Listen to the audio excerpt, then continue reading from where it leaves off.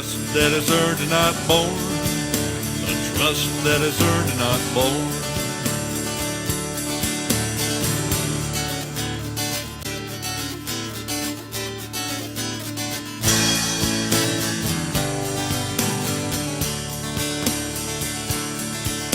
A life too short for us that care. The older ones teach new foals from the mares. You look in their eyes, look in their soul. This horse, he is my friend. Boys, this horse, he is my friend. Watching them graze when the sun's going down. He's ready for feed in the morn. Stands quiet for saddle with work yet to come. Trust that is earned and not born. The trust that is earned and not born. Just watching them graze when the sun's going down. He's ready for feed in the morn. Stands quiet for saddle with work yet to come. Trust that is earned and not born. The trust that is earned and not born.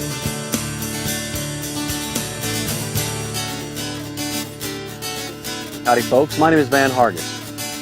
I'd like to welcome you today to the NRS training facility in beautiful Sand Hill Ranch in Decatur, Texas. We're coming to you to deliver a message today about training the versatile ranch horse. And in this particular segment, it's called ranch riding. And what we're going to be covering are what I call the basic foundation, the fundamentals to creating and helping mold a very good versatile ranch horse. A horse that's going to be handy to use on your ranch, that you're going to be proud of to take to town and show in your ranch horse competitions, in the versatility competitions in both AQHA, NFQHA, or in some of the other various club organizations that have ranch horse competitions. But I want to emphasize to you that, and to me, ranch riding is probably the most overlooked segment. I don't think enough people pay, quite frankly, enough attention to detail and to foundation. And in this ranch riding segment, we're going to concentrate very much so on that area. You see, I think over the years I've tried to keep things simple for myself and keep things simple for my horses, in the sense that I try to mold my training, if you will, and narrow it down to three basic areas. And in this segment, we're going to go over those areas, and those areas are forward movement. I want to emphasize to you how important forward movement is. We're going to recognize in forward movement our gaits at a walk, trot, and a lope, and extended versions of each of those three gaits, and how to use those gaits effectively and efficiently to get your job done on the ranch, and how to get your horses quiet and comfortable to perform those gaits. And first, the burden really lies on us to be able to recognize those gaits and recognize the cadence of those gaits. You'll learn that on this segment. The second thing is what we call controlling forward movement. And in controlling forward movement, it's easy to assume maybe that we're talking about controlling direction. And you bet your bottom dollar we're going to cover that. We're going to cover how to control your horse's hips and shoulders and how that applies to directional changes. But another thing we're going to say and cover in this particular segment is the controlling forward movement in the sense of teaching our horses the gait, meaning that we want to work on transitions from one gait to the next and do that smoothly and efficiently. And again, it's the burdens on us to understand the cadence of those and understand the mechanics of how our horse travels and our role in helping the horse accomplish those things. The last thing that we're going to cover in this particular segment is what I call stopping forward movement. And obviously, if we understand the rhythm and the cadence of those three primary gaits, walk, trot, and a lope, then it makes sense to me then, if we understand those and we're asking our horses to go forward in those and understanding how important the concept of forward movement is, and our horses are working with us in that forward movement, then it makes sense to me that if we're going to stop it, then we simply just need to quit riding. We need to stop the rhythm. As a result, we invite our horses to stop instead of trying to make them stop through apparatuses such as larger bits. So we're going to cover what I call the three steps of stopping, which are: number one, we just quit riding. Number two, we're going to give them a verbal command that is kind of universal, and it's a command such as the word whoa. Whoa to me means one thing. It just means stop. Doesn't mean stand still. Doesn't mean wait a minute. It means stop. And in a working ranch horse situation, it's all about stopping now, stopping yesterday, if you will. And lastly, in the 3 steps to stopping, we want to cover how we support with our hands. The 3 steps to stopping, again, just real quickly, we want to quit riding. Say the word whoa and support with our hands. And we put those 3 major components together, understanding forward movement, manipulating forward movement, and lastly, stopping forward movement. If we concentrate on those 3 areas and don't try to overcomplicate things, but yet keep them simple for both ourselves and for our horses, I think you'll find you'll be truly successful on both your ranch, as well as you'll be proud to take that horse to the arena. Joining us today, we're going to be talking today on training the versatile ranch horse, and specifically on ranch riding. Whether we apply ranch riding to your practical set, say of riding here at the beautiful Sandhills Ranch, or for applying that ranch riding to working with your horses in an arena setting in classes such as the Ranch Horse Versatility. In my opinion, in ranch riding, or really in any kind of riding, we really want to concentrate on 3 primary gaits. And that's with your stock horses, the walk, the trot, and of course the canter, or what we cowboys call the lope. In that, I also want to emphasize how we're going to accomplish those things is concentrating on 3 primary segments.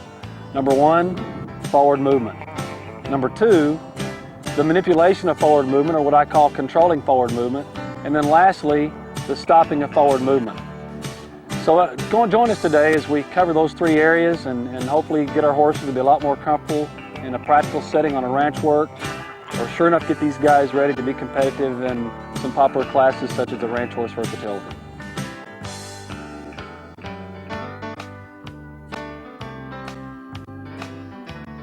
In the beginning, when I'm working on a ranch horse, really any particular colt, my first and foremost objective is just to let this horse know that it's okay to move out. I concentrate on forward movement. Later on, we'll think about some things about how to control and manipulate that forward movement. But in the beginning, I want this horse to be comfortable about just moving out. Right now, we're moving obviously at a walk, and old Scooter here is just moving out nice and slow and easy. And I'm just happy that he's just comfortable about moving forward. Later on, I want to try to do some things to kind of help this horse understand that, to let me kind of take over and let me kind of help guide him into moving out maybe a little bit more fast, maybe slower, and we'll call that manipulation of the forward movement. And then lastly, we want to concentrate on the stopping of the forward movement. But now that we're at a walk, I want to emphasize the importance of understanding our cadence of this particular gait. Obviously, a walk is a 4-beat gait. Now, I'm not the smartest old cowboy in the world, so I can't really count all 4 feet nearly as easily as I can concentrate on just the 2. And since the big motor of our horses is in the hind quarter, I typically concentrate more on the back feet and the back feet cadence. So as this horse is walking, I know that he's walking out and putting weight on his left hind leg when I feel my left hip rise. So I just concentrate on counting the cadence of the hind quarter. And as I count that cadence, it just kind of helps me understand too the mechanics of this horse's movement. As I walk away, and then later on as I walk toward you, I want you guys to be looking at how my horse's belly swings back and forth. If you'll notice, he'll swing his belly to the right at the moment where his right hind leg is at its furthermost point backwards. He'll swing to the left when his belly will swing to the left when his left hind leg is at the furthest back. So if you'll watch that, it'll help us kind of understand the cadence or the sequence and the mechanics of a walk. You'll notice I'm kind of exaggerating now, but you'll notice my feet swinging in rhythm with my horse's belly. If we understand that, we can actually help our horses speed up and help our horse slow down simply by just going along with the swing and the cadence of the belly. If I can feel that, then just like pushing a child on a swing set, if my daughter decided that she wanted to swing higher, all I would do is simply wait until she reached her highest peak and then simply just push against that and let her push higher on the other side of the pendulum. When she reaches her highest peak again, we'll push again. Once I realize that she's reached a point that I feel is the highest, safest position I want her to go, or in my horse's situation, once he's reached a walk cadence that is sufficient to do the job that I'm asking him to do, then I'll simply offer him resistance at that highest point. So again, I just want to walk toward you here and let you just see how Scooter's belly will swing back and forth. Then I'm going to walk sideways from you here in just a moment so that you can actually see how I'm going to speed him up and slow him down, but without using the reins, but just simply using the rhythm and the cadence of this horse's belly swinging back and forth. If I want him to go a little faster, we'll just simply add the rhythm with our legs back and forth. Pick up his pace just ever so slightly. Now in the beginning you may only see slight changes, and that's great. If your horse is just trying, we want to darn sure reward him for that. And if you see the slight changes, you just want to kind of take the pressure away and just be kind of happy with that belly swinging out. Now I'm going to turn him around now. We're going to slow him down. Let him walk out kind of fast. And then we're going to slow that rhythm down. Just let him kind of creep in. Now the application in our ranch work is going to be if I'm going to be walking into a herd of cattle and I'm wanting to cut a particular cow, I may have to kind of hustle my horse up just a little bit, but at the same time I don't want to disturb the rest of the cows. So I may ask my horse to kind of give me a little extended walk at that stage. It's not nearly as rhythmic, it's not nearly as fast as a trot, therefore my horse is not going to disrupt the cattle, but the walk is still going to get me there at a fast enough pace that I can get my job done.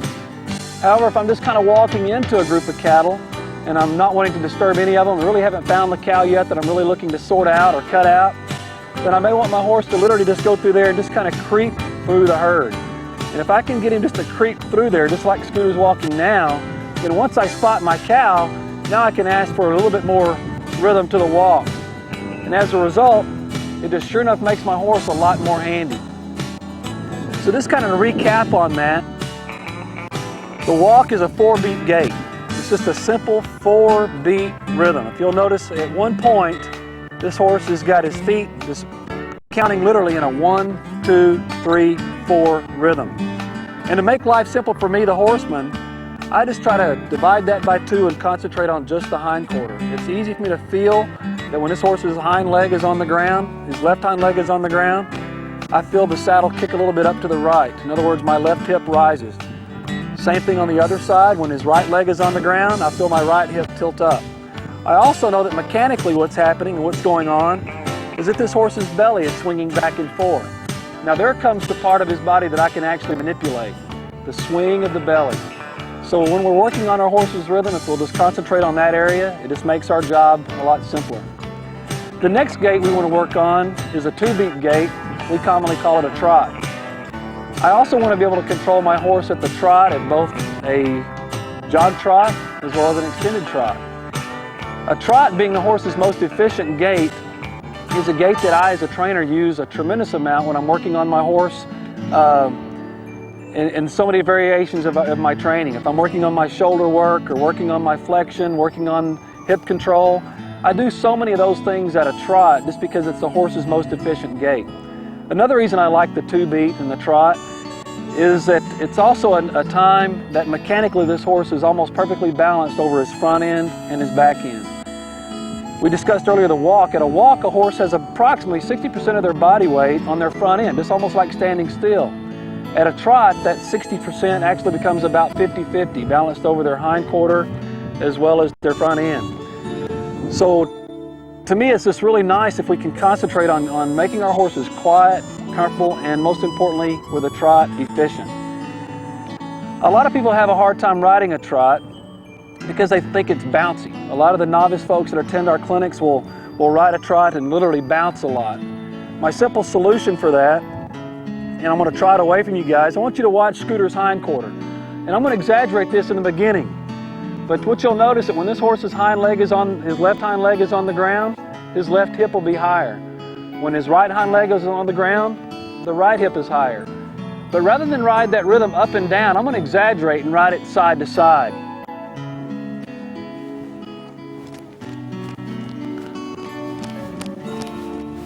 If you'll notice that when I'm riding side to side, I'm putting pressure in both of my stirrups, just rocking back and forth in an exaggerated fashion. Finally, again, and just to kind of reiterate, at our trot, I want to emphasize that it's a 2-beat gait. We can make it a little bit easier on ourselves in riding the trot simply by just understanding the rhythm and the cadence of the hindquarter. Again, when the left hind leg is on the ground, our left hip will be high. When the right hind leg is on the ground, our right hip will be high. So we can concentrate on riding that simply by just riding the rhythm of the side to side as opposed to the up and down. And again, I want to emphasize that I like to do a lot of training at a horse at a trot, simply because of the fact that with these guys, that's their most efficient gait. The next thing we'll do is we're going to cover a little bit about our canter and our lope. Obviously a lope is a 3-beat gait, and again, I don't claim to be the sharpest old tool in the shed, so I like to try to make my job in counting cadence a lot easier. The difference in a walk and a trot is that a horse at a canter and at a lope actually picks a lead. And a lot of people have this confused. They don't realize that horses are actually in if they're going to be in the left lead, they have to be in the left lead in both the front and the rear. We'll show you some things on how to easier detect that later when we do some things in the arena. But out here, I want you to understand that at a lope, it's simply just a 3-beat gait. And when I kick this horse off into a lope, if you would, just kind of watch how this horse is literally going to be leading with his left front leg. So his left front leg is going to be slightly in front of his hind, or in front of his right. And the exact same picture is going to be easy to detect in his hindquarter as well. So this horse's left hind leg is going to be traveling in the same manner. Now, one of the easiest ways that we can detect that and feel that as a horseman in the saddle is that if this horse's left leg is forward in the lope, then believe it or not, in the saddle, your left foot will slightly be ahead as well. So in other words, the horse's whole body is torqued just ever so slightly. Now, I really like to concentrate on the lope and getting this horse, as he's loping out, to think in my mind's eye, every time this horse's left hind leg, or I'm sorry, this horse's left front leg touches the ground, mentally I'm going to say to myself, now, now, now. And that'll really come into play later. And especially when we're going to ask our horses to stop, it really helps us come into that later. So let's just watch now as we get Scooter to lope out, and let's just watch the rhythm and the cadence of this horse's 1, 2, 3 rhythm.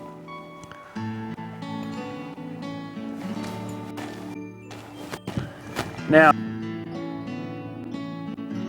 a good ranch horse is going to move at a lope, at a nice, slow, comfortable lope to make my job as a horseman, if I want to be in the saddle all day, it's going to make my job easy. At the same time, I want to be able to manipulate this lope a little bit. If I need him to lope out a little faster, I just want to kind of just put just a little bit more pressure on and just let him lope out just a little bit faster. But most importantly, I want to emphasize just watching this horse's rhythm and watches this horse's cadence. Watch Scooter's left front leg when it touches the ground. Now, now, now, now, now, now, now, now, now, now, now, now. I really like to concentrate on that left front leg, and this is why. I'm going to simply replace a now with my cue to ask this horse to stop in just a moment.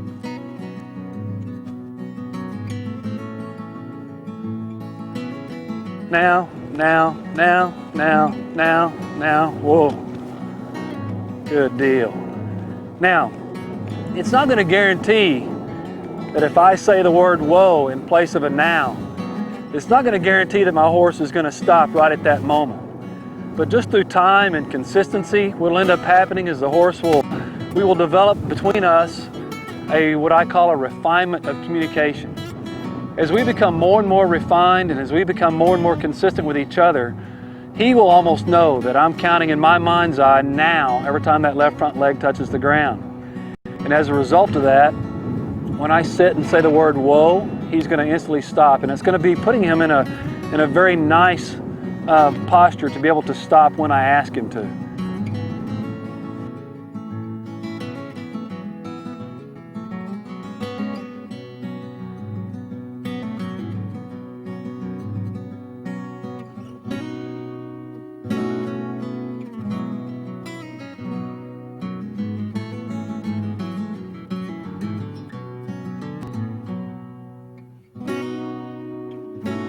When I discuss collection, the easiest way for me to think of it is that if I had 2 sawhorses, And on those two sawhorses, if I stretched across them say a 1x4, a fairly thin piece of lumber, and on one end of the 2x6s or the sawhorses, there was a neck sticking out. In other words, the back of the 2x4 is sitting on one edge, the middle of the 2x4 is sitting on the other edge, and then there's a whole big section sticking out ahead. In other words, my front legs, my hind legs, and the horse's neck.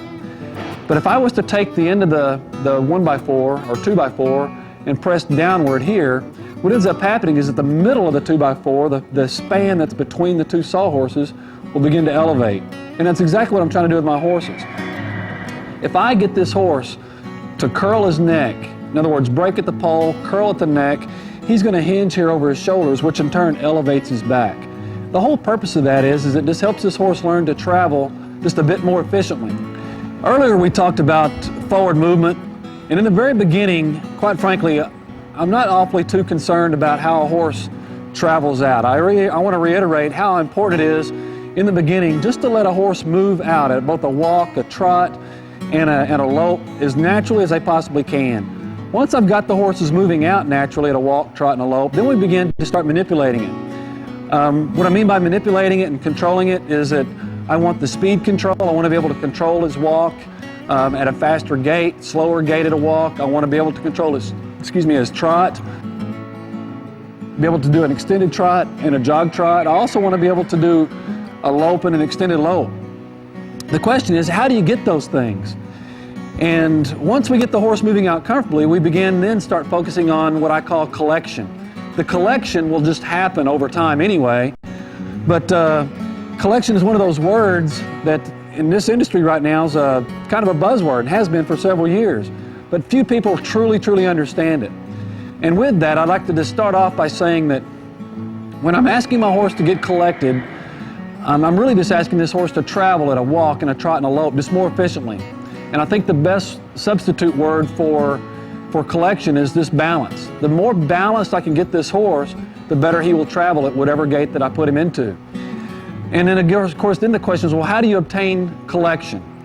And long before we obtain collection, we really have to have some other things in line. And those things are, I've got to get this horse really nice and soft in his face. If he's already traveling out comfortably, then the next thing for me to do, obviously, is concentrate on getting this horse nice and light and soft in his face.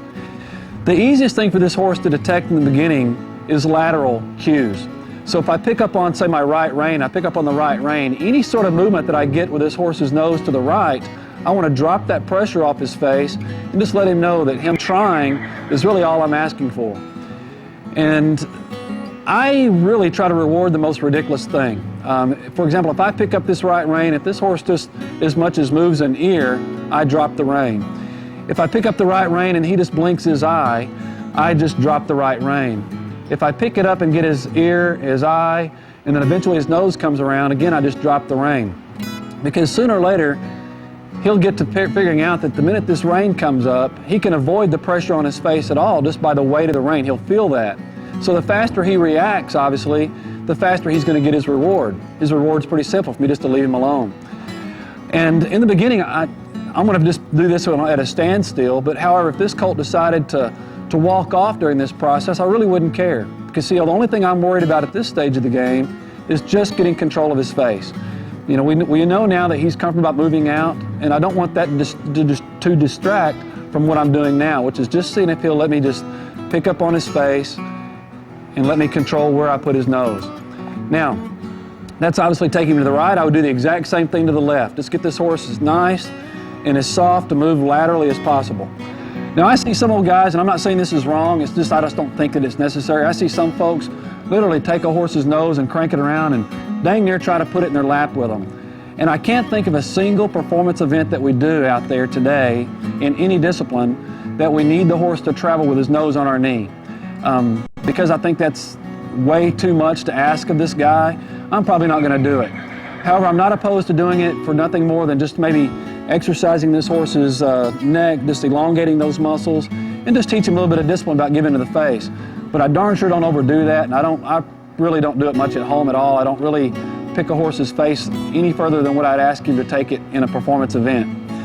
But once I have the lateral movement left and right, and this horse is really soft going both directions, then the next thing I'll ask for is I'll pick up on both reins simultaneously and ask the horse to break at the pole like he did there. Now the pole region, a lot of people think of the pole as just this area right here between this horse's ears. And to me, the pole region is there and probably the first couple of vertebrae back. I'm not a anatomy person when it comes to horses, but I just know right in this area here, about 4 to 6 inches away from their pole right there, is where I'm shooting for this horse to kind of bend and flex and what we call breaking at the pole. And when I pick up on both reins, I'm just going to hold that until this horse puts his face where I need it. And in the beginning, I'm not going to worry about how fast he responds or how much he breaks at the pole. Again, I just want to reward the slightest try. The very second this horse even thinks about breaking at the pole, then what I want to do is just relieve my hands. And eventually, this horse will put his face exactly where I need it and hold it there until I give him that relief. And that's exactly what we're going to ask of him. Now, those are the tools that just absolutely have to be in order before we start working on collection.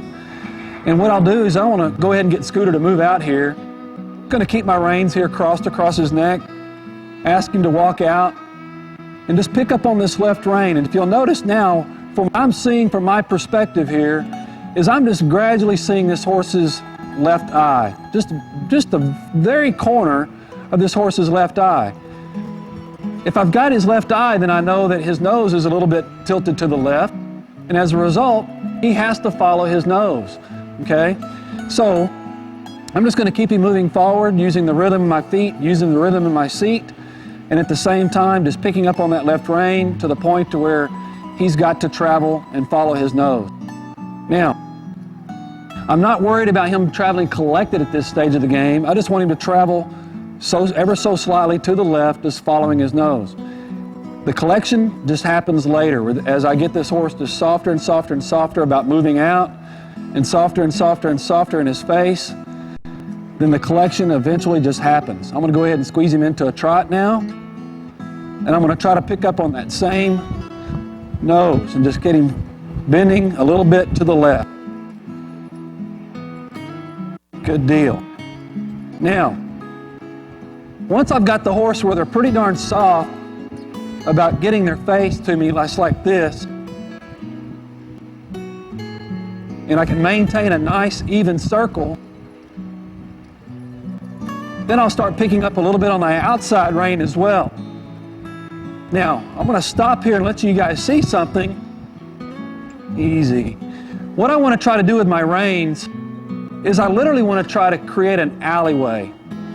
The alleyway is the reins. And I'm going to try to use my legs to literally squeeze this horse between this alleyway or this funnel as if he was like a tube of toothpaste. I'm going to use my legs just to kind of squeeze this tube of toothpaste right through the opening so that this horse just kind of gets squirted out like the toothpaste, I guess, through the bit.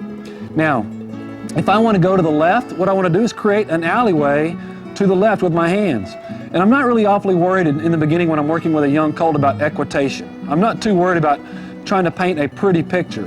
What I'm trying to do for this horse's sake is paint an obvious picture, something that he can detect just through forcing his body or asking his body to travel through this alleyway that I've created. So if I want the horse to go to the left, then I'm going to just turn my alleyway just ever so slightly to this horse now just has to follow his nose. Now, if I wanted him to go to the right, we'd just move the alleyway to the right just ever so slightly. Now, once I start asking for the horse to collect and get a little bit better collected in the face, then I'm going to do something a little bit different. I'm going to ask this horse to go to the left, but at the same time, I'm not going to move my alleyway. In other words, I'm not going to change my funnel with my hands quite so much. I'm going to pick up on my left hand, but I'm going to leave my right hand right where it is. As a result, when that bit picks up on the left side of the horse's face, the right side of the bit touches him as well. So the only place the horse can go to get the relief at that stage is to break at the pole.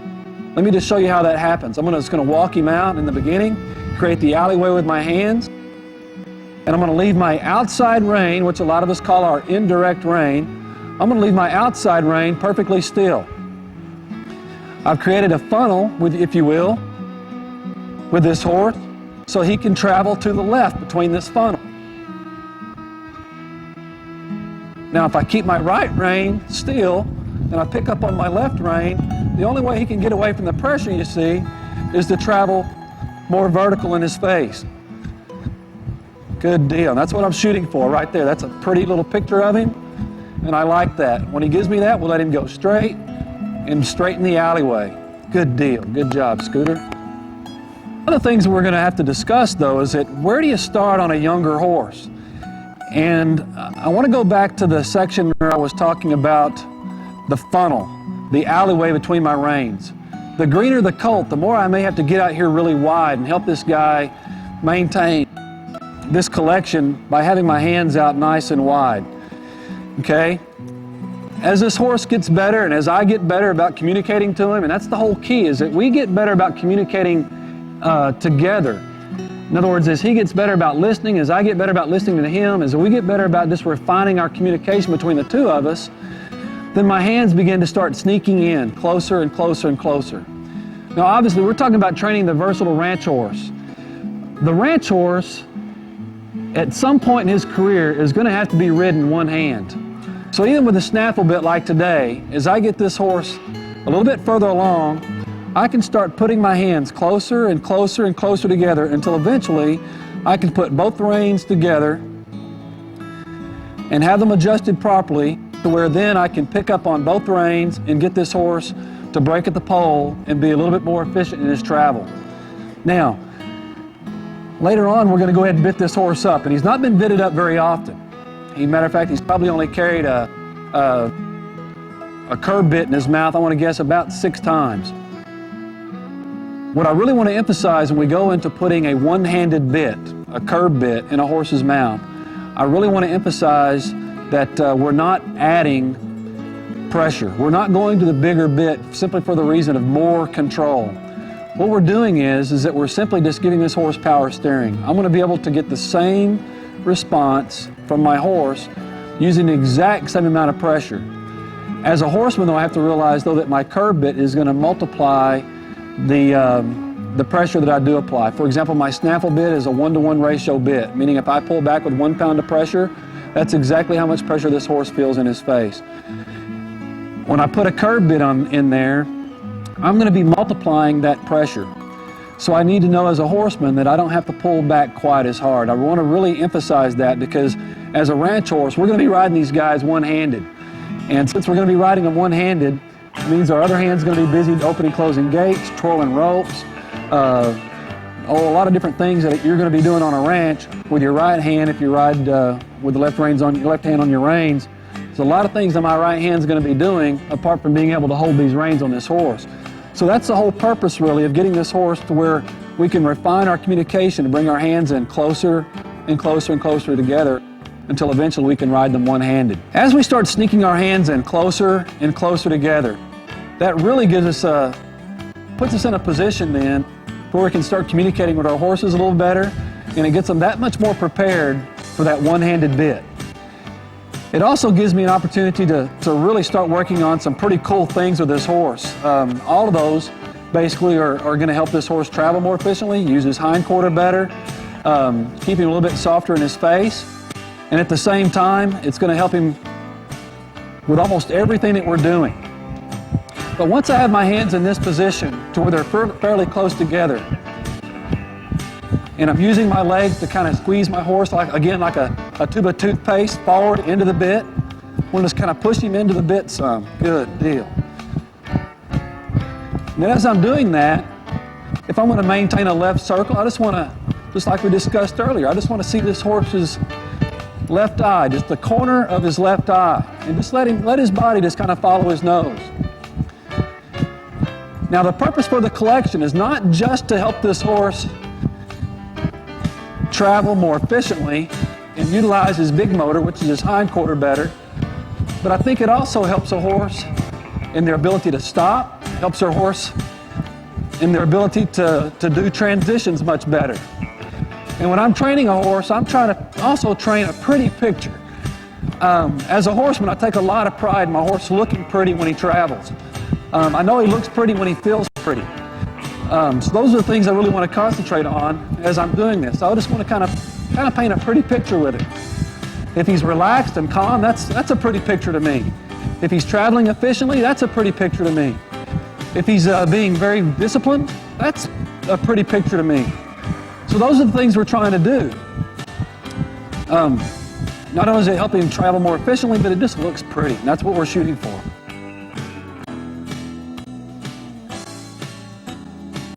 Part of that pretty picture is having this horse maintain his head position up and down in transitions. And what a transition is any time we change gaits. In other words, I'm trotting now, so if I transition to a walk, I want to see this horse transition to a walk quietly and smoothly and without sacrificing his head position. Again, it's just kind of a pretty picture to me. On the ranch, it's pretty because I take pride in having a good horse out there when I'm working out on the cattle with folks, and I like everybody to look at me and say, man, that's a sure nice looking horse. He sure is well behaved. He sure is well trained. That to me is a pretty picture. It makes me feel good, makes me feel proud as a horseman. In a competition setting, I know that that's what the judges are looking for too. They're looking for a horse that does his job quietly, does his job efficiently, and at the same time, just paints that eye appeal, that pretty picture. So a lot of the reasons that we work on the collection is not only to help our horses travel more efficiently, but it just really helps them paint that pretty picture both to us as a horseman, to those around us who are watching, and then lastly, when we take this horse into the competition, it really paints a pretty picture of representation of a good ranch horse to a judge. As you can see, I've changed horses now, but I want to emphasize here, regardless of the horse, we're going to do the exact same techniques that we practiced earlier. Since I'm trotting a circle to the left, I want to concentrate on just looking at this horse's left eye. I've kind of formed a funnel or alleyway, if you will, with my hands and my reins to try to keep this horse traveling comfortably to the left. At the same time, I'm going to concentrate on keeping him soft in his face. Anytime his face is not where I really need it, we're just going to add what I call pinky pressure. I'm just going to squeeze my pinkies on the bridle until I get him to drop his face kind of where I need it. I'm going to be talking now a little bit about our transitions. Transitions are any time that we make a change in a gait from one gait to the next, whether it be from a walk to a trot, trot to a lope, lope to a trot, and a trot to a walk, or a transition from a walk to a lope, or a lope to a walk. In other words, anytime that we're changing gaits, we simply call that a transition. When I'm training a horse, I really like to make sure he's safe and soft in his face, and when I get ready to make a transition, I really want to actually over-exaggerate the collection in his face. That way the horse learns to drive from his back end forward into the transition, making a nice smooth transition instead of one where he kind of hops. We selected this particular horse because oftentimes when I take him from a transition from a walk to a trot or from a walk to a canter, he oftentimes has a tendency to want to hop into it. In other words, he's wanting to really pull up with his front feet instead of push forward with his back feet. So as a result, how I'm going to try to help this colt figure that transition out is right before I walk him into a trot, I'm going to squeeze his face just a little bit further and exaggerate that and just make him push off. There you go. In other words, just literally push himself forward from the back end forward. And as a result of that, it just makes for a nice, smooth, easy transition. When I'm going to transition downward, I'll do the exact same thing, but in reverse. Before I ask for the transition, I'm going to squeeze my tube of toothpaste back here with my feet, squeeze him into the bit until he drops his face, and let him ease down into a walk. I'm going to show you that one again where you can see it from the side. When I transition from the walk into a trot, we're going to ask him a little bit more in his face, squeeze him with our feet, so we're squeezing the tube of toothpaste from the rear forward. Good, right into the bit. That was a nice transition. And when I'm transitioning back, we're going to do the same thing, but in reverse. I'll do it at this angle here so you get a closer look. I'm going to ask for just a little bit more of his face, make him soft, and then just relax my rhythm in the saddle until he comes down. That was another really, really nice transition. As soon as I get the transition, I really like to just drop my reins and let the horse realize that he did a good job for me.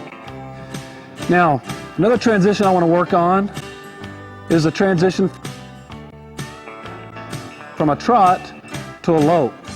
Let me squeeze him back up into a trot, ask for his face, get the transition. As soon as we get it, we let him put his face back in a comfortable position. Now, this horse really likes to try to hop into a lope, so I'm really going to ask for a lot of his face here. I'm going to squeeze my tube of toothpaste forward. That's not too bad. A little bit of a hop, but not too bad. We'll settle for that one. We'll let him lope out just for a second.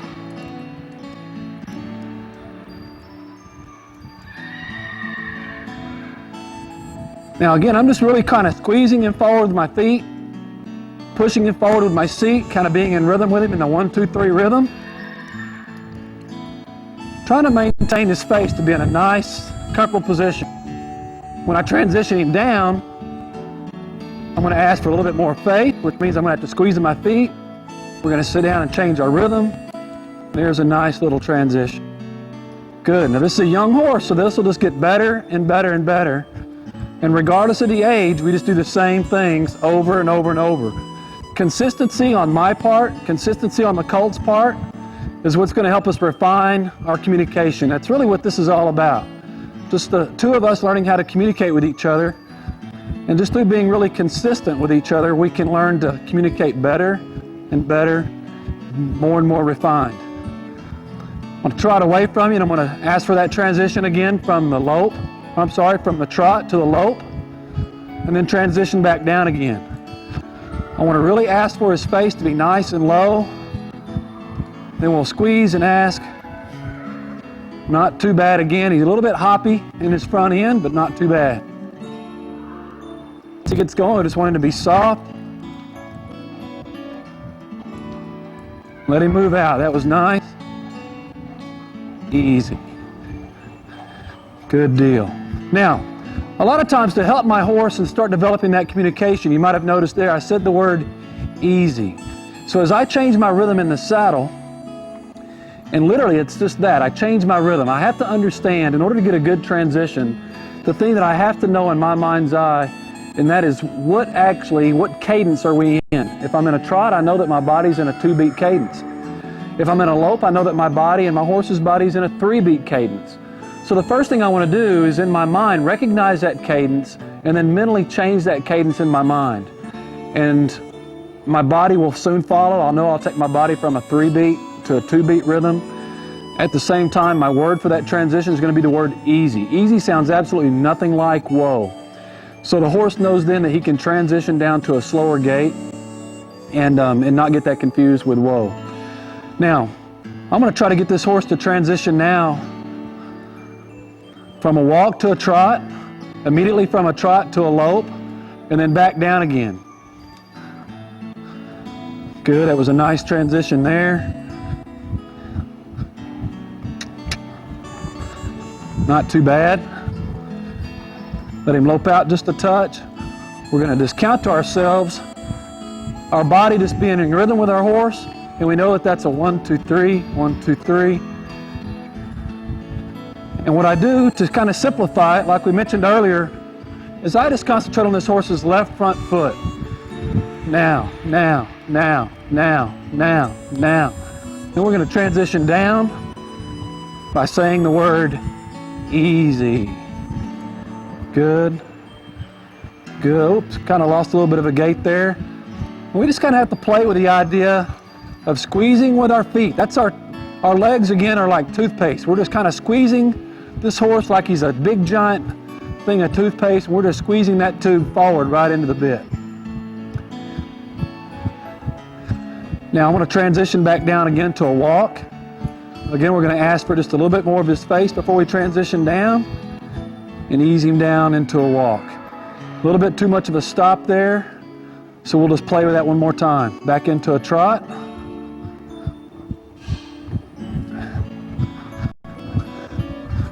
Now into a walk. Very nice.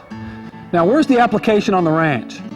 The application on the ranch is that the smoother my horse makes transitions, the more efficient he will be, the better it will be on me because it's smoother and nicer on me. I can work a lot longer. I don't mind being in the saddle all day.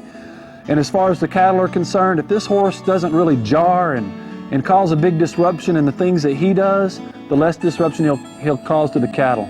So there's my application on the ranch. I want to be nice and comfortable up here. I want my horse to be nice and relaxed in his job on the ranch. And at the same time, I want him to not disrupt my cattle, because that's kind of how we make our living. So if we can just make those transitions nice and smooth, that's our target and that's our goal, and those are our applications. In our ranch horse versatility competitions, the application is pretty obvious. In both the NFQHA as well as the AQHA, the transitions are 50% of our ranch riding score. So not only is the gaits and the cadences extremely important, but those transitions between those are important, because they make up about 50% of our score. And besides that, as a horseman, I just really take pride in riding a good-looking animal that's traveling nice, and that's kind of a reflection of the hard work that we put in together.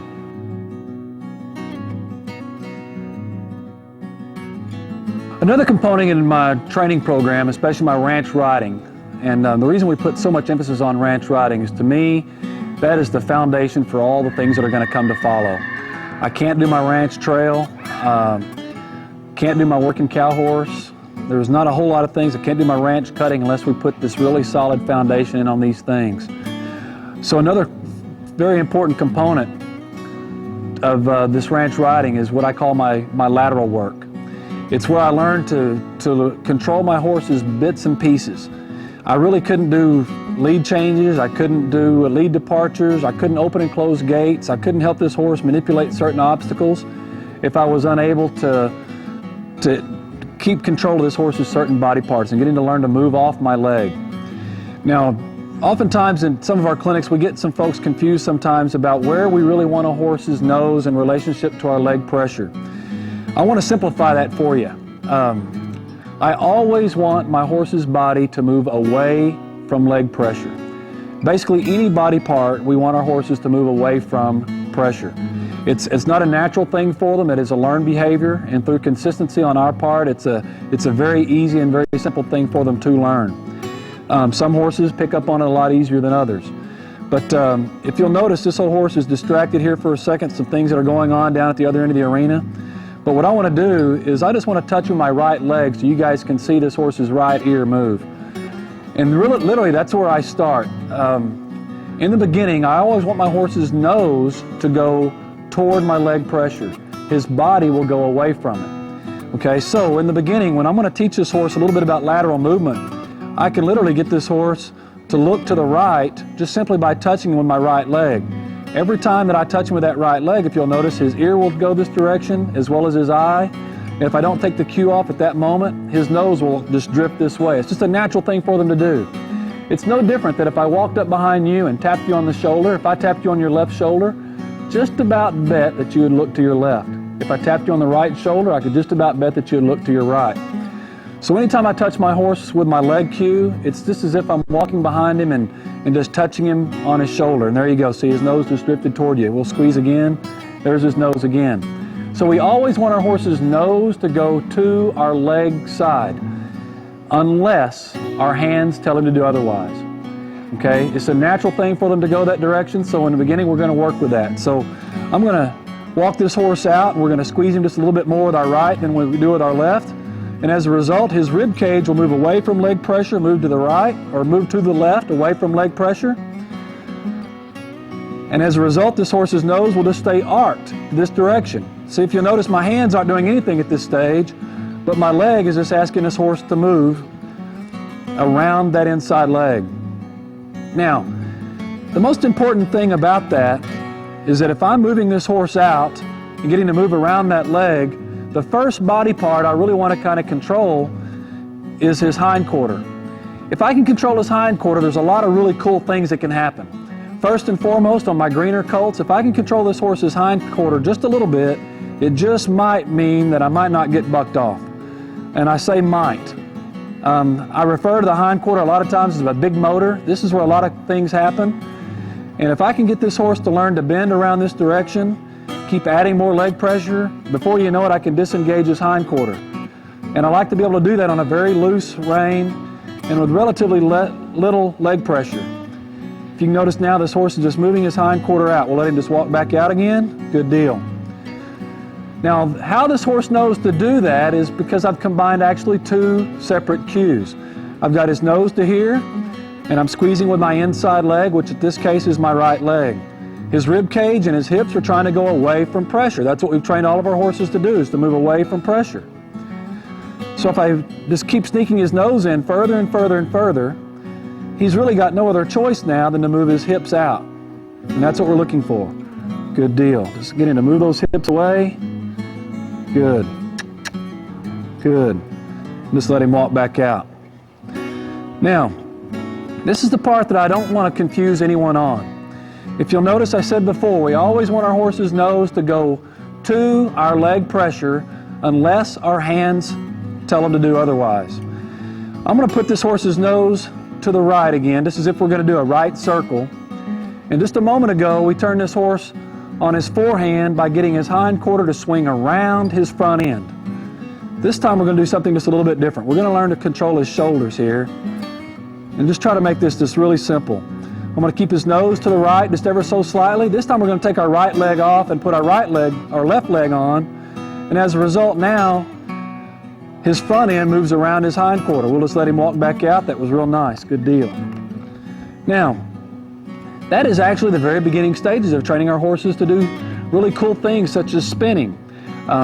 If I was going to train this horse one day to be a team roping horse, I'd want to be able to really control this horse's hips and teach him to face up by swinging his hind quarter out and pivoting on his front end. So there's a lot of really cool things that we can do here just simply by understanding how to control our horse's nose, shoulders, and hips. And it really all starts with just the understanding of these simple things. The horse will naturally always go to the leg pressure. Again, watch this horse's left ear. As soon as that left leg touches him, the left ear wants to find out what it is that touched him on there. The analogy is that if I walked up behind you and tapped you on the shoulder, again, and looked on your left shoulder especially, you would probably look to your left. So I just want to keep it simple for the horse and keep it simple for me. Now, some other cool exercises that I can do as I'm working this horse and teaching him to get better and better and more soft and supple about letting me control those body parts. It's some really cool exercises. A lot of these are done on circles because I can also use centrifugal force to kind of help me. But as I'm trotting this horse around, just getting him, squeezing him with my legs to keep him moving forward, using my hands again like a funnel just to drive him with my legs into that funnel. And I'm going to take some leg pressure off the outside, leg pressure to the inside, and as a result this horse has a tendency now to really want to swing his hips out and go laterally to the left because the inside leg is on. We'll let him do that a few strides and we'll take it off. And again, in the beginning on these young horses, I really like to do this in circles because centrifugal force can help me. Good deal. I'm going to do that one more time. Inside leg on, outside leg off. And if this ever gets confusing for you, just simply think of your legs as gaits. And I always want my horse to take the path of least resistance, and I always want him to look to go through the open gate. So if I close the gate to the inside, in other words, squeeze with my inside leg, take the outside leg off, in other words, open the gate to the outside, this horse will really have a tendency to swing his hips out and get away from that leg. Good deal. And we can exaggerate that more by taking him into a smaller circle and really sending those hips out.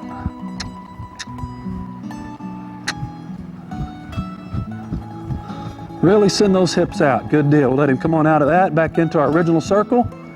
Good deal. Good deal. Now where that's really going to come into play when this horse learns to coordinate his movements in a way to where he learns to work his front end and his back end separately and independently of each other is when I ask for this horse to do lead departures. It's going to be really nice and easy for him to pick up on that. Now, I mentioned earlier that we really like to train our horses to always keep their nose to the leg pressure side unless our hands tell them otherwise. Just going to let it keep moving here.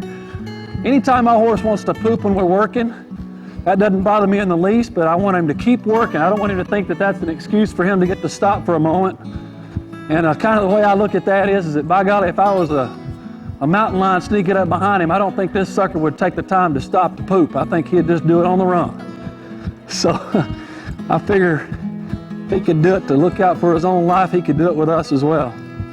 Now, again, I mentioned that I like to try to get these horses to think and always keep their nose to the leg pressure side unless our hands tell them otherwise. And this is a good example of that, and doing it at a trot. I'm going to keep this horse here as what we call a counter bend, keep his nose to the outside, but at the same time I'm going to make sure the gait is open to the left. We're going to keep his nose to the outside, in other words, his nose to the leg pressure side. Good deal, and that's called a counter bend.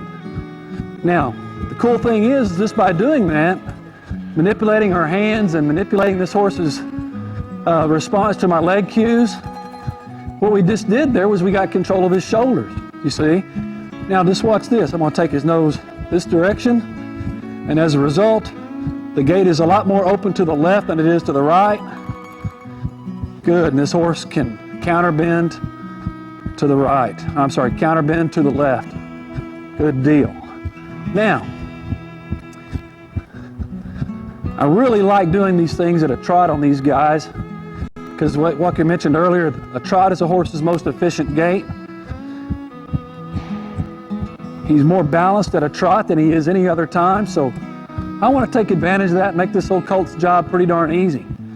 A colt should be able to do this in time at just about any gait we ask, and that's what we're shooting for. Again, I want to show you that one more time. I'll do a counter bend. Good deal. Just keep him moving.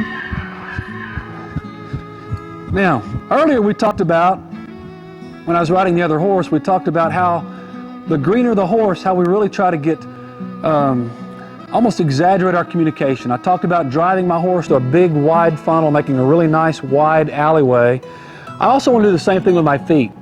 In the beginning, the greener the horse is, what I might do, I might actually divide this horse's midsection, his belly, into 3 separate parts. If I want to control this horse's front end, in other words, move this horse's shoulders, I might reach up here and apply leg pressure as close to the cinch as I possibly can.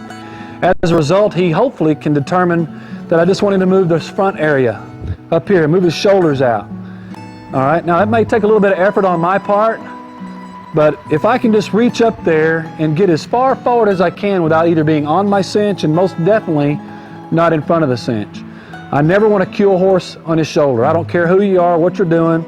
I just don't ever think that's a good excuse. I think that's a human response to some frustration, and it certainly doesn't do our horses any good. And besides that, I can't think of a single association in which it's legal, so if you can't do it in a show, you just ought not have it in your training program. But I'm going to reach up here and cue just as close to this front cinch as I can, and that'll tell this horse I need to move his front end over. If I want to move this horse's hips, I'll do the same thing but reverse. In other words, I'm going to reach back here and let him understand that I want for him to move that body part. And how I can help him is I'll apply the cue back there and bring his nose to there, and as a result, we can get his old hips to move around his front end. All right, that's pretty nice. I'll take that. Now, if I wanted to remove his rib cage, I'm just going to let that leg dangle just right down where it is. In other words, I've got the front, the back, and the middle. Over time, I don't want you or the judges or anybody else to see my legs move. So over time, we'll start narrowing down that until, again, we call that refinement of communication. I'm just going to just refine my communication to the point to where this horse just almost knows instinctively where I put my hand in combination of where I put my leg as to where I need him to move. Now, I want to reemphasize again the importance of controlling independently the front end and the back end. If I can control this horse's shoulders and make that an easy task for him to do simply by just being a better communicator myself, and the things that I can do to help that are, number one, like from our very beginning, this horse soft in his face, just like old Blackie's doing here. I can just barely pick up and get that. The next thing I want to shoot for, though, is being very communicative with my feet. If I want him to move his shoulders, I want to get my foot up here close to the cinch so he'll know to move his shoulders. If I want to control his hips, I want to be very communicative there as well. I want to move my leg back, hold his face in position, and let him learn to move his hips away from that. Okay? If I want to move his rib cage that direction, then obviously that's actually asking this horse to move both simultaneously his shoulders and his hips together. And what on earth would be the application for that? Well, practically, almost everything we do on a ranch, we have to have a horse move laterally a lot. Think about how many times you open and close gates. If I use this horse to, say, to help me start some colts under saddle, I might need him to move a little bit closer to a horse and let me handle that horse. If I need to open and close a gate, I need him to move over there and let me handle that gate. So there's so many things that I need to be able to do and get this horse to move those pieces independently. But we can't do that unless we teach the two of them separate. It's just like if I was going to teach somebody to team rope, I wouldn't let them run out and chase just a bunch of steers and wear them out and wear some darn good horses out. We're teaching the rope on the ground, teaching to ride, and then later on we put the two things together. Same thing with our horses. Teaching to move his shoulders, teaching to move his hips, then later we'll put those together. I also think that it's important for me to be able to control those pieces independently and uniformly and together, so that eventually I can actually help this horse do lead departures. And that's another thing I want to go into right now. Long before we do a lead departure though, we do a tremendous amount of side passing, half passing, things to where this horse knows that he can move laterally. And before you know it, we can put those things together simultaneously, ask for more speed, and as a result this horse will move to the left to go into the left lead, move to the right to go into the right lead. I want to walk toward you and let you see this horse kind of move his hips. I'm going to hold his shoulders here and try to get him to move his hips to the inside just a little bit. There you go. Just a couple of strides and we'll let him just have that by himself again and just go. I'll do it going away from you. Again, I want to open my gate to the left, close the gate to the right, hold his shoulders into place. Good. One or two steps and we'll let him go. We'll add more speed to that. Get him to move out. Add more speed to that. Left leg on, hold his shoulders into place. One or two steps with his back in, we'll let him quit. I'll do it again going away from you. Left leg off, right leg on. Get him to move a little bit to the left. Do the same thing now, but to the opposite. Right leg off, left leg on. We're just going to ask this horse just to do some little half passes that direction. Once my horse gets pretty handy at moving in half passes, it makes it really nice and easy then for us just to add a little bit more speed to that. And as a result, he'll learn to pick up the proper lead. If I've already got him going left and we add more speed to that, then it's just easy now for him to pick up the left lead. Good man, that was nice. You see, so everything moving left like that just really makes it nice and easy for this horse to pick up those leads. We'll ease him back down here. Some other things I like to do with these horses is really let them understand what I'm asking for them. A lot of times I'll walk them out, we'll stop them, move them over, let him walk out, stop him, move him over, let him walk out. I don't want my horse to ever associate a leg cue with more speed. It's always a combination of things. You know, we talked earlier about cadence and rhythm with our body. I want the horse to learn that just my leg cue alone is not enough information to do anything. I need him to know that that leg cue just simply means I'm asking him to do something. That's my motivator. My body and my hands will tell him where to go and how fast to get there.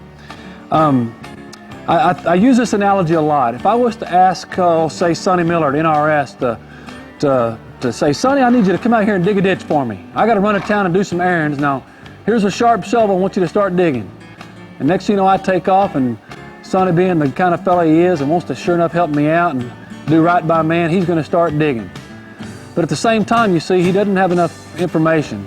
He's going to be digging. Before you know it, he's going to be so stressed out, he's going to be asking himself, my goodness, I forgot to ask Van, and he didn't tell me. By golly, how deep does he need this ditch? How wide does he need it? How long does he need it? Which direction does it need to go? North, south, east, or west? Or, you see, so the whole time Sonny's digging, he's just stressing out because he didn't have enough information. Well, the same thing happens to our horses. We ask them to do a task, and it may be clear to us, but in their mind, they're just stressing. They're thinking, I don't have enough information. I don't know what you want me to do.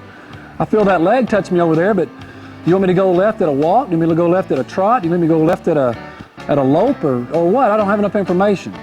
So what we need to do is, to be a good horseman, we just need to be a good communicator. Stop and think very clearly, very specifically about the task you want your horse to do. And give this horse as much information as you possibly can so that he can make the right decision. Your job as a horseman is to help your horse make the good decisions and to help him learn from his mistakes. I'll go back to my analogy with old Sonny. I said, Sonny, I tell you what, man, I failed you, brother. I'll tell you what I need you to do. You need to take this nice sharp shovel. I need you to dig me a ditch right here, going east and west. It's only got to be as deep as the shovel is deep and as wide as that shovel is wide, and it only needs to be about 4 feet. I've got to run to town and run some errands and be right back. Now see, Sonny's got all the information he needs to satisfy me, and I know that's what he likes to do, so if I was to give him that information, he'd go to digging, his mind wouldn't be stressed. He also knows that physically he's capable of doing that. There's going to be an end to the drudgery. And I always want my horses to know the same thing. So when I'm preparing these horses, I stop and think to myself, did I give him enough information in the beginning to do the right task? And how we can always ask ourselves to ensure that is pretty darn simple. We can ask ourselves the 2 simple questions. Is what I ask my horse to do fair? Meaning, is it within his capabilities to do the task that I've asked him to do? And number 2, and this is where the burden lies, can I ask him in a way that he can understand it? And if I can always ask those 2 questions of myself and of my horse, then I'm ready to progress. If I can say no to either one of those, we need to go back and give this horse more information and practice our communication skills better. So we're going to apply some of those things. I'm going to get this old colt just to move out. Again, I might just do it moving away from you. Just going to ask him to stop, move over, move out. Stop, move over, move out. Now we're going to ask him to do the same thing, but this time we're not going to ask him to stop. We're just going to let him keep going. And I'm going to open the gate to the left, close the gate to the right, get him to move over and keep going. I tell you, if I can get a horse moving that light off my leg, and eventually just with my body and maybe a voice command, I might just be able to teach this horse to do so in a nice little lead departure. I'm going to come at you here and I want you to see how to trot now. I'm going to get him to take a couple of lateral steps to the left. I'm going to think to myself very clearly so I don't confuse myself or my horse. The information I need to get him is open the gate to the left, close the gate to the right. There's a little bit of a lateral movement and we'll let him go out. Good deal.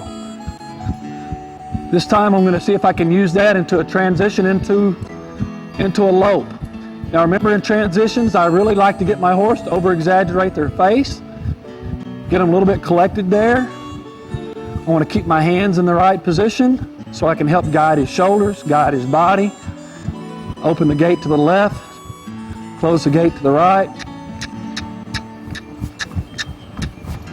Good deal. Now over time, he'll get to where he'll feel my rhythm change, he'll feel my leg cue, he'll do everything faster and faster and faster. A lot of times people ask me questions like, well, how long does it take? And you know, every horse is different, every human is different.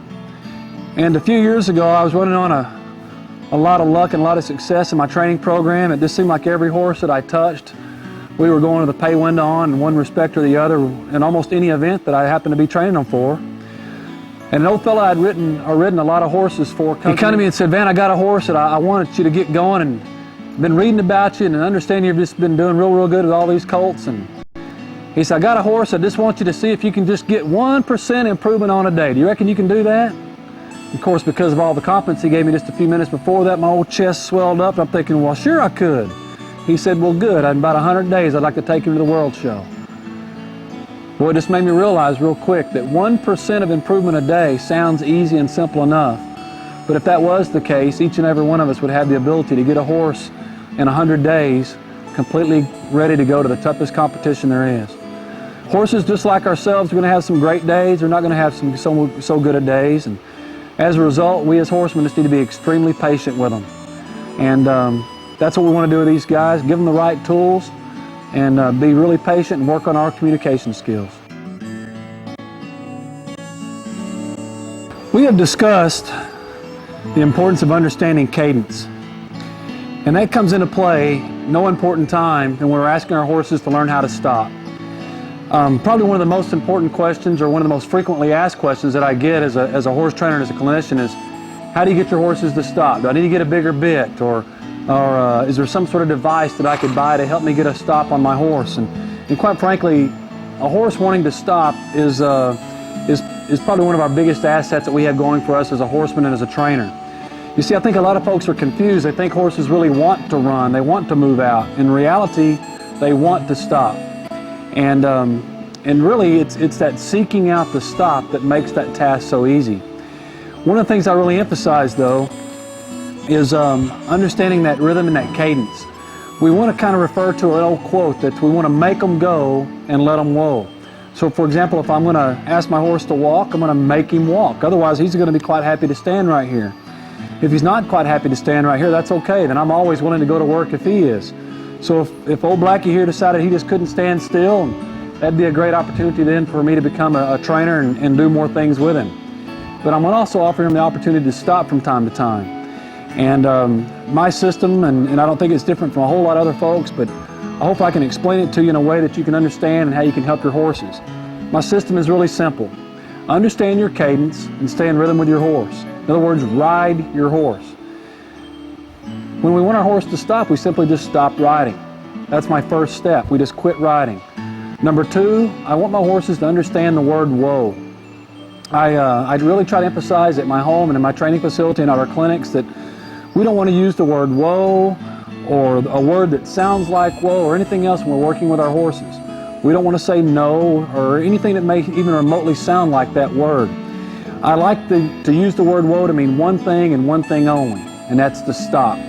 I don't want to say it when I want my horse to stand still or to quit fidgeting or do those types of things.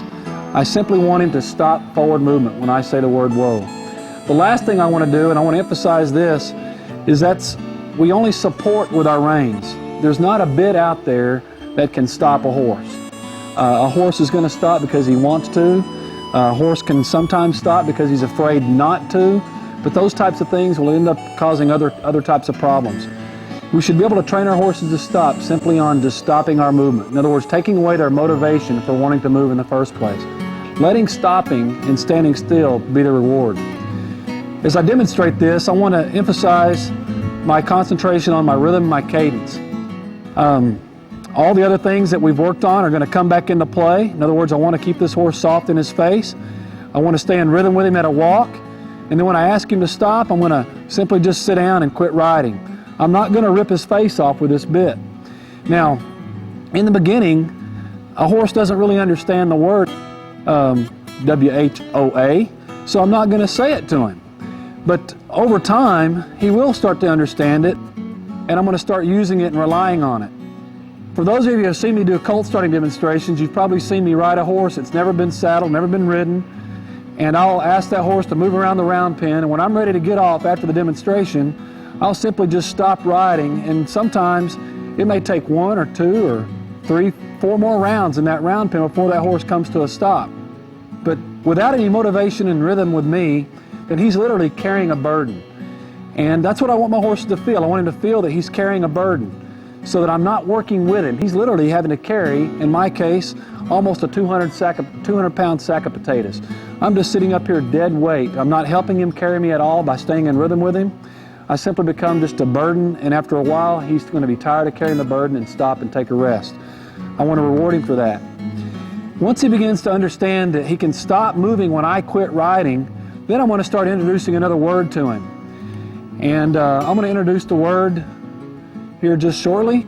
I'm going to sit up properly, move with my horse in that rhythm. I'm going to stop my rhythm and say, whoa. Now when I say whoa, I want my horses to do just that, just like Blackie did here. I literally want him to stop, and if I stay in that position with that amount of pressure on my hands, I want him to thinking about coming backwards.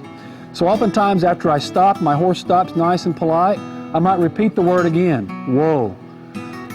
And that's what I'm looking for. I'm looking for him to come back, whoa, whoa. And if he doesn't, we'll introduce a little bit more face pressure, and we might get our feet moving just a little bit, whoa. Good. So if I get my horses to where they're literally thinking about stopping and coming back, that really, really helps them. Now, the third step is nothing more than just supporting with my reins. So I'm going to walk him out again. I'm going to quit riding. And I'm just going to support with my hands. And what I mean by that is I'm just going to support evenly. I'm not going to pull harder on one rein than I am the other. I'm just going to simply stop and support with both reins. The horse then will begin to feel more pressure.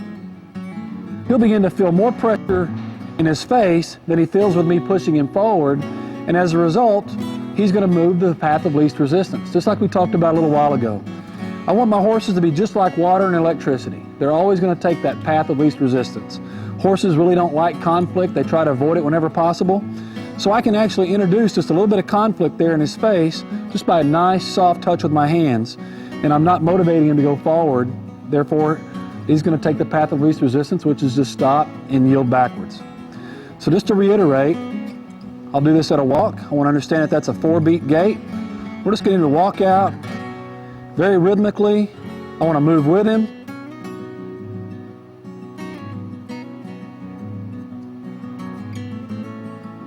I'm going to do this without my reins. I'm just going to lay my reins up here on the saddle horn. Get in to move out. I'm going to still pretend I've got the reins in my hand. I'm going to stop riding, say the word whoa. And that's what I'm looking for on my horse. Once we get that accomplished at a walk, then it's very easy for us to graduate to a stop. Or I'm sorry, to a trot. Squeeze him out into a trot. Get in the 2-beat rhythm with him, side to side with his hind quarter.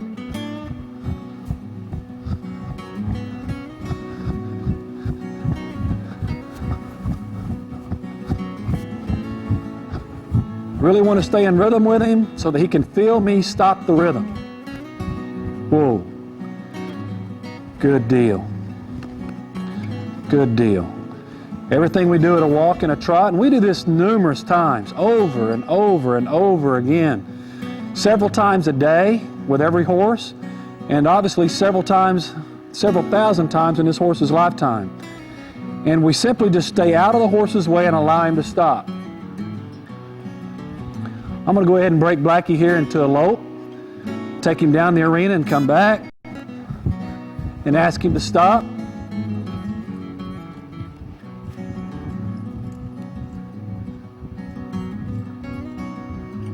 I'm going to understand that I'm in a 3-beat rhythm with him.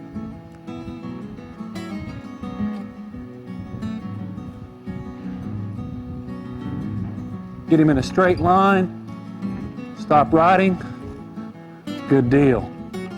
Now there we just use 2 steps. We just use the simple step of stopping riding, and I just supported him with my hands and the reins. If this horse had a hard time understanding that, then I would go back and repeat those steps over and over again, and I would emphasize the word whoa. Now on a younger horse, another thing that I will do, and especially this is the case at a lope.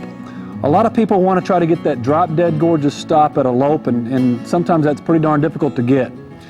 The most important thing though is just to let it happen, stay out of your horse's face, have faith in those 3 steps. The 3 steps again are simple. They're just, number 1, we just quit riding. Just drop down into the saddle and just melt down into the saddle and just relax. Take your feet away, take the rhythm away, become just a burden to your horse, a sack of potatoes up here. Say the word whoa. And I want to emphasize when we say that word whoa, especially at the canter, say it slow, just exhale. As you exhale, what will happen is your diaphragm will simply just empty out of all the air, and it's just like blowing out a big candle. You just, and when you blow that air out, you're just going to sink down into the saddle. Your horse will be able to feel that, and it just makes it a nice, soft feel to him. The reason I want you to say the word whoa slowly is that so many times we get things happening a little bit fast for us. At a canter, things are happening fast. At a gallop, things are happening even faster. And we have a tendency that the faster we move, the more abrupt we get in how we say the word whoa. We say the word whoa, and then we snatch our horses. The usual result of saying whoa too abruptly and snatching our horses with our hands is it'll cause a horse to get really heavy and defensive in their face and in their front end. And I think we've all probably experienced that old horse that kind of jammed his front end in the ground and sent us running forward. And for you men out there, it'll sure enough change your your vocals when you're trying to do a little singing. So I really want to emphasize to you, if you'll just sit deep, say the word whoa, support with your reins, you'll get those really nice stops. Folks, I thank you for joining me here in this section of training the versatile ranch horse in areas in which we covered in ranch riding. The three basic components in putting a solid foundation on your horse, and that is understanding forward movement, controlling forward movement, both directional as well as speed control, and lastly, stopping forward movement. I hope you enjoyed each and every segment of those, to where we discussed understanding our cadence, understanding how to get our horses to make smooth and simple transitions, and of course those 3 steps of stopping, such as stop riding, saying the word whoa, and supporting with our hands. If you practice these things that you've just seen, there's not a doubt in my mind that your horses will go away and be something that you'll be very proud of, both on your ranches, that represent your name, represent your brand, represent your ranch, and most importantly, represent your ranch culture in both the ranch setting as well as in the arena. I hope that you all are champions. We look forward to seeing you in the future. You know, in building a retail store over the last 15 years, I guess 2 weeks ago was our 15th anniversary for having the David's Western store in town, and this fall comes up being our 10-year anniversary for the NRS catalog. And I sit around all the time kind of just studying what I think people feel or what they see, and just try to put myself in their shoes and stuff. And I just have this real high need for somebody to kind of need what it is that I do. And you know, as much as I love my stores and our catalog business and stuff, I just look around and realize that, you know, there's a whole lot of places around where a guy could get a rope, or where a guy can get a pair of jeans, or where a guy can get a pair of boots. And I tell you, every day we do our best to make sure that we're the very best place to get that. We fit a guy right in his boots, and fix a guy's hat right, and fit a guy's horse with the right saddle and tack and that kind of thing. But what I really figured out that most of my customers needed was an education, was help. You know, the common ground for all my customers is the horse. You know, and every one of them are at some level in their horsemanship, all with some desire to get better at that equine discipline that they have. And so whether they're a barrel racer or a cutter, or just a day working cowboy, or a roper or calf roper, or whatever, every one of them, really, when it comes down to it, the barriers for them to get better are their ability to have gone and known the right people to get that help, to have those people they can ask questions to and stuff. And so it's just, for several years, been my desire to put together a facility where it was just normal, an everyday occurrence, where a place where you could go get the help you needed with your horse to become a better horseman. Because really, that's the answer to everybody getting better at the horse sport that they enjoy, is just to get an education to become a better horseman, and not feel dumb, you know, to ask those questions, that all those 1,000 questions you always wanted to ask but were afraid to because you thought you'd look dumb around your buddies or something. So really, it was just trying to figure out what the customer needed, and what I felt like he needed and really wanted was just all the help he could get understanding his horse. That's what got me to this point. He's ready for feed in the morn. Stands white horse saddle with work yet to come. Trusting that is earned and not born. The trust that is earned and not born. Just watching them graze when the sun's going down. He's ready for feed in the morn. Stands white horse saddle with work yet to come. Trusting that is earned and not born. The trust that is earned and not born.